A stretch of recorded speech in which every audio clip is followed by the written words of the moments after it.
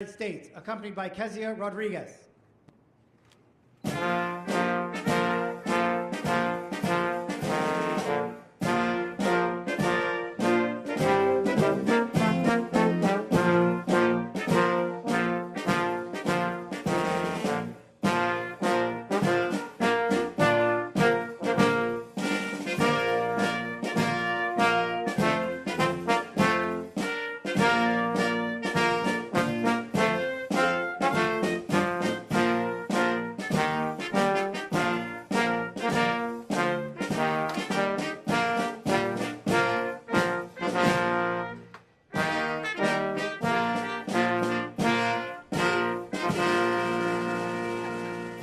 Good afternoon, everybody. What a beautiful day, huh? It's an honor to be here with my family. I thank you guys for having us. My name is Kezia Rodriguez, mother to beautiful twin girls, and a full-time student at Felician University. First, I'd like to honor my husband, who works so hard as a truck driver. His hard work and sacrifice has allowed me to raise our daughters and return to school to work towards my career. A little over a year ago, I was given the privilege of introducing the First Lady, Dr. Jill Biden, when she visited Bergen Community College. I was able to share my experience as a student parent with access to free childcare. I am so thankful for all the support I received, including fundings provided under the American Rescue Plan that allowed me to have access to free childcare while working towards my associate's degree. I was able to complete my degree with honors, all while my daughters were being cared for. Now, though, while working towards my bachelor's in the science of nursing, we're in the same position as most families, trying to find affordable care that is safe while juggling work and school obligations. All you need to start a fire is a spark.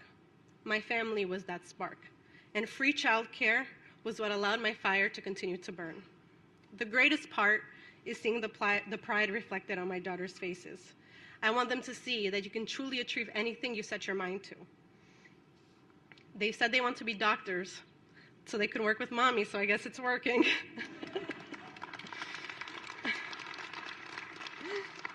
Free childcare helped propel my education. And though I'm no public speaker, it is something I truly believe in and I'm proud to speak on, which is why it is an honor to introduce someone who always fights for hardworking families like mine, President Joe Biden. Thank you very much.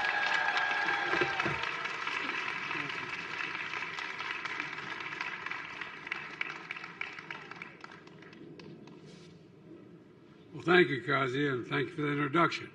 And former Speaker Pelosi, members of the Congress, members of union labor that are here today that make a lot of this possible, so many of you. Thank you for being here. The Vice President is in Nevada today fighting for reproductive rights for women, but I know she wanted to be here as well because this is an issue she's worked on her whole career. And I want to thank members of the Congress who have spent decades in the trenches fighting for this issue. I want to thank the advocates and the proud union members who are here. Without you, none of this progress, in my view, would be possible. And by the way, that's why every worker needs to be free to make the choice to join a union.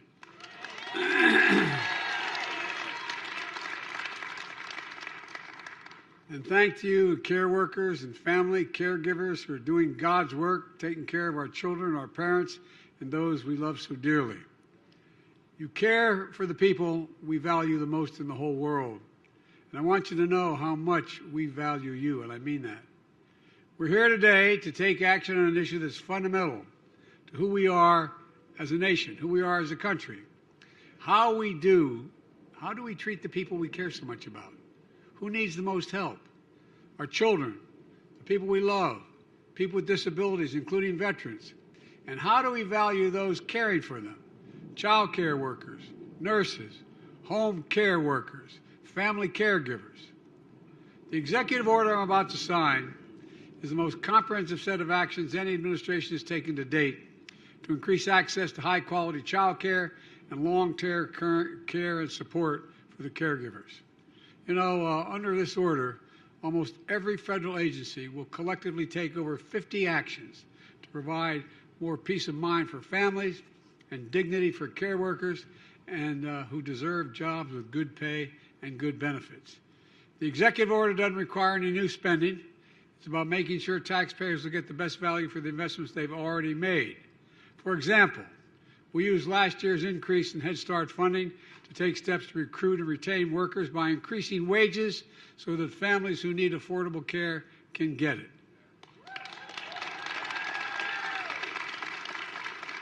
Like I called for in my State of the Union address, we're going to improve long-term care by strengthening staffing standards at nursing homes, and I also instructed the Department of Health and Human Services to figure out how home care workers can get the pay they deserve with the money already allocated.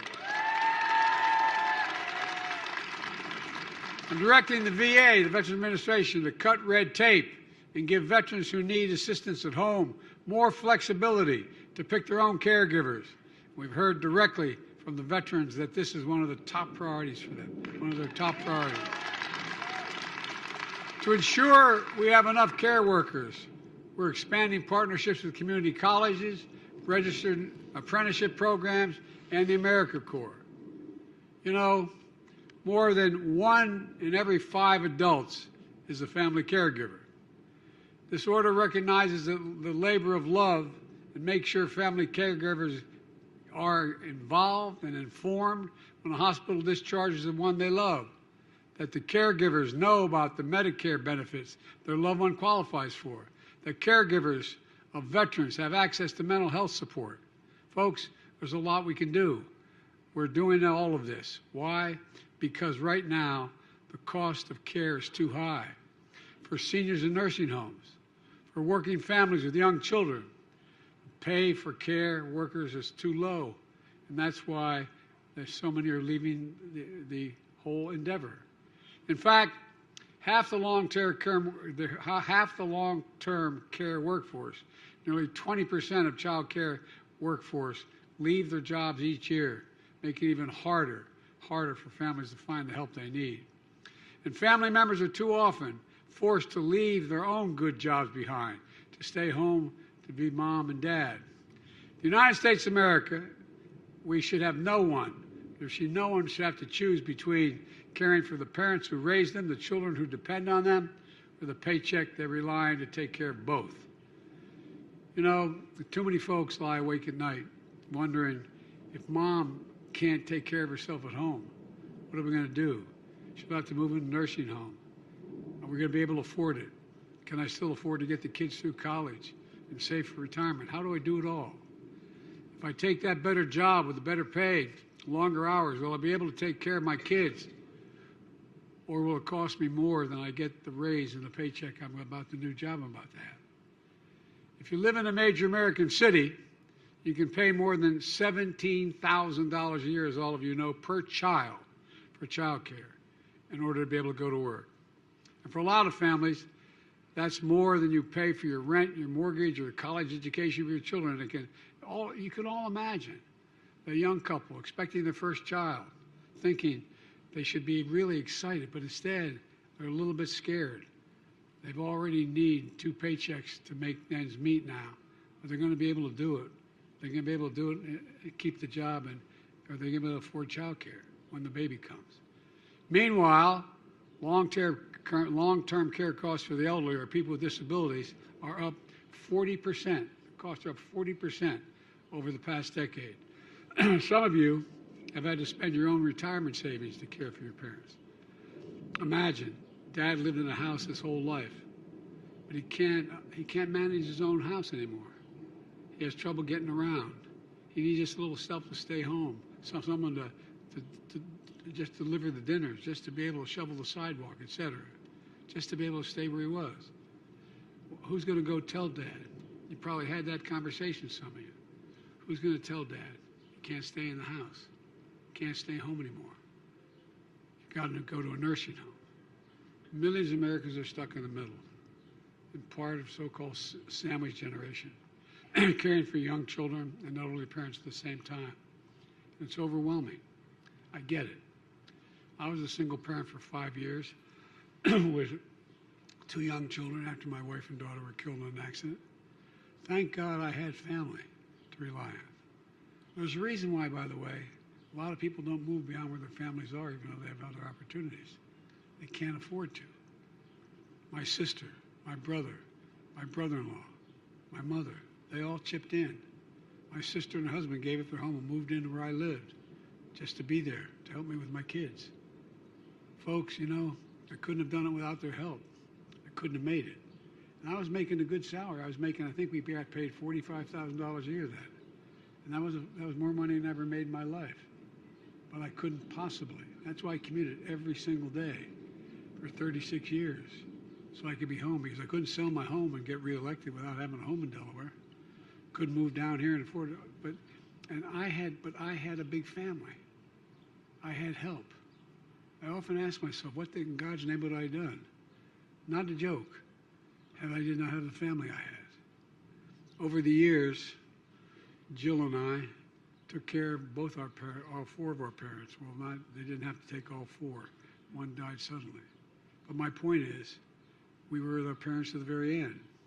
We could do it. We could afford to do it because of where we were, and we had the housing to be able to bring them in.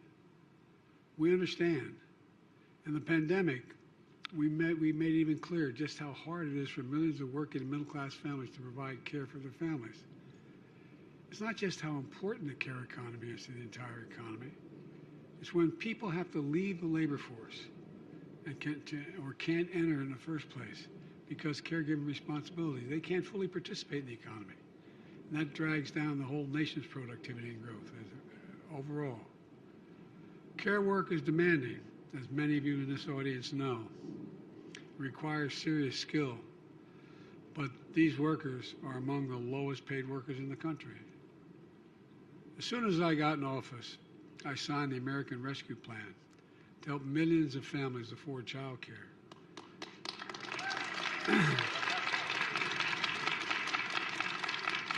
The consequence, we're able to keep 200,000 child care advisors and providers, many of them in small women-owned businesses, keep their doors open during the pandemic, taking care of as many as 9.6 million children during the pandemic because of that act. 1/3 of child care providers said they would have to shut down for good without the help. Instead, the American Rescue Plan helped them stay afloat, and in many cases increased pay for the child care workers. It also helped states expand and strengthen Medicaid home care programs. We also increased child care and development block grants, helping more low-income families afford child care. You know, we issued the first ever and much needed national strategy on support family caregivers. And that was, Nancy, thank you. And received federal dollars through the CHIPS and Science Act, which I might point out has already generated $200 billion in investment in the United States, commitments. Those companies are going to have to provide high-quality, affordable child care for their workers if they want to participate in the program. We're using the power of the federal government to get companies to do what's good for their workers, and I might add, good for business as well. Good for business as well. And folks, care workers deserve to make a decent living, and that's a fight I'm willing to have. We need it. Folks, we know there's more to do. And yet yesterday, the Speaker of the House of Representatives, Kevin McCarthy, went to Wall Street. He did not tell the wealthy or the powerful on Wall Street that it was finally time for them to start paying their fair share of taxes. That didn't come up. Other than say they're going to renew the $2 trillion tax cut. Anyway, I won't.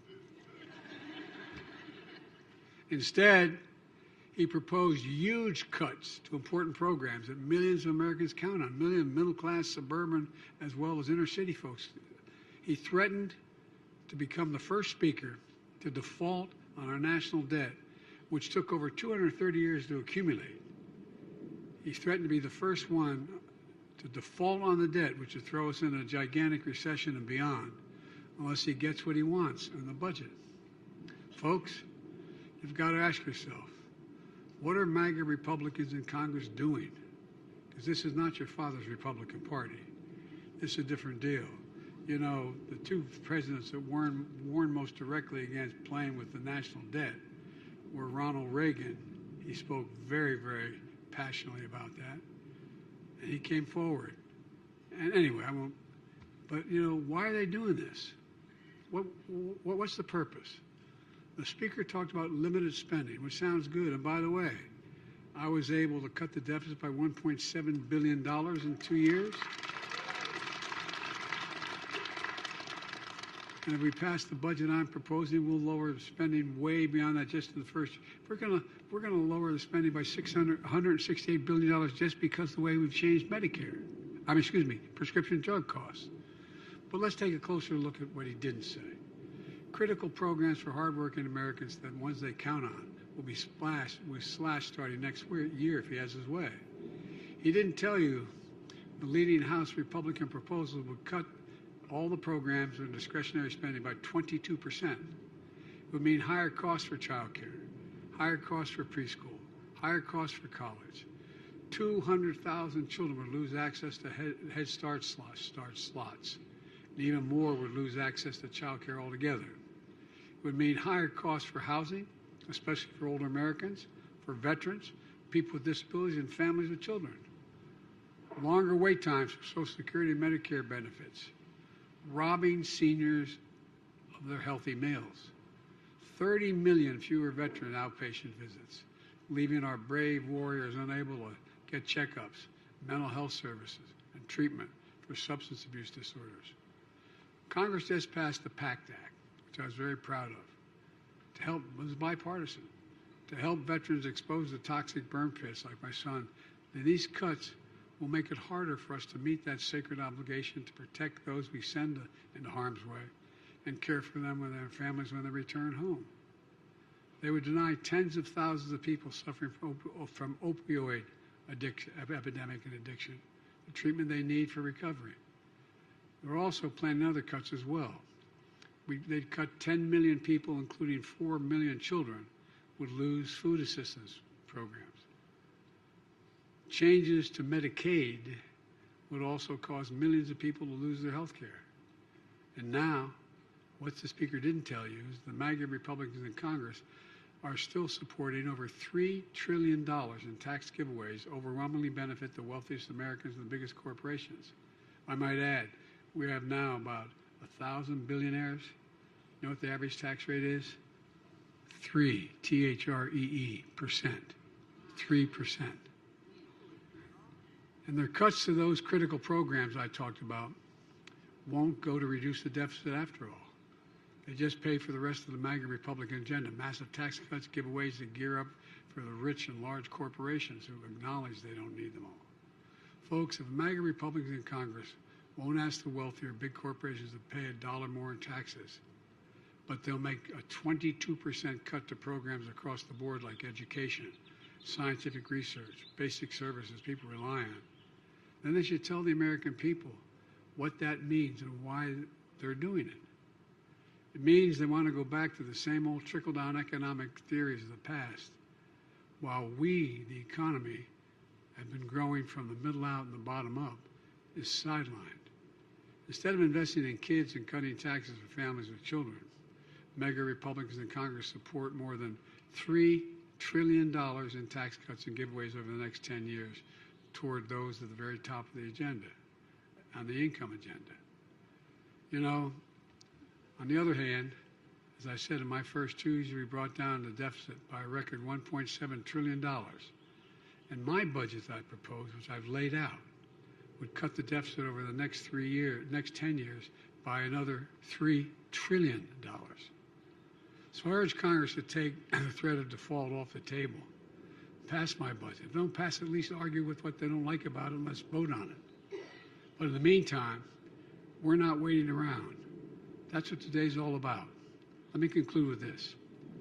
The actions we're taking today are about dignity, security, and peace of mind for working families and caregivers all across the country. And they're good for the economy as well. When I ran for president to rebuild the backbone of America, the middle class, to grow our economy from the middle out and the bottom up, not the top down, 2 years in, we're making progress. So let's finish the job. I can honestly say I've never been more optimistic about the future of America. We just have to remember who we are. We're the United States of America. There's virtually nothing beyond our capacity if we work together. And I mean it, nothing if we work together. So may God bless you all. May God bless our caregivers. Now I'm going to go over and sign that executive order. Thank you.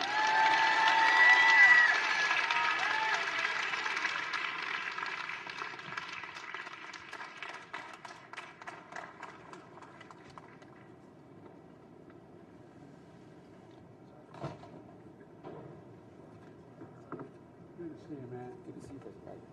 How are you, sir? Let's go get inside of you, sir. Appreciate your choice. Thank you for getting it, sir. Appreciate it. Thank you for getting it. Hey, buddy. Hey. Come on.